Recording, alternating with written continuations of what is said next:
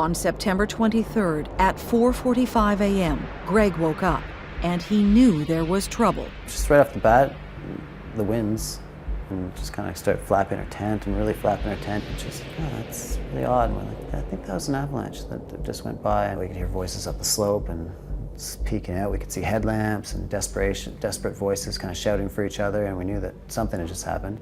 Once it got clearer and we started hiking up, we could see that it was a huge event.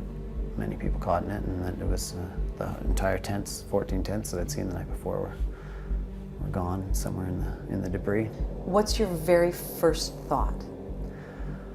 Our first thought was, well, we should go save them. And what's the first thing you saw when you got there? We saw a discarded down boot, which meant that somebody's tent had been blasted, and we knew that then, yeah, there was no tents left up at Camp 3, that everything had been swept down. So all of a sudden there's another discarded boot, there's jackets, there's sleeping bags, and then we stumbled upon the first group of French people that were sitting there, and you could see they're obviously all shell-shocked because it's freezing cold at 5 a.m.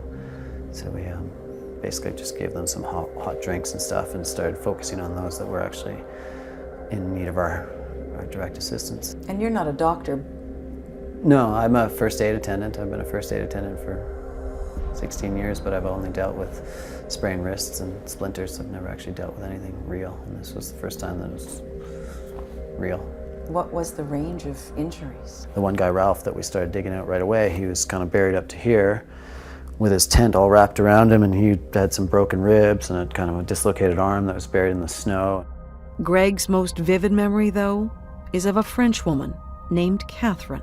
She actually had a ton of internal injuries and was really not with us, but we wrapped her and got her on a sleeping mat and all sorts of sleeping bags and got oxygen on her, and kind of seemed like she'd be able to stay with us, but as the length of the rescue happened, she just faded away, and there was nothing we could really do for her.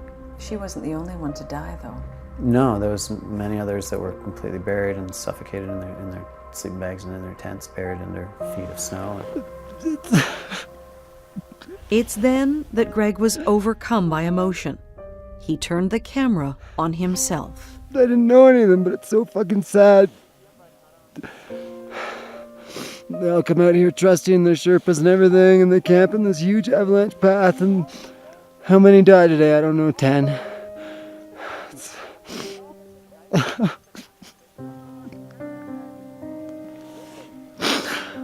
God.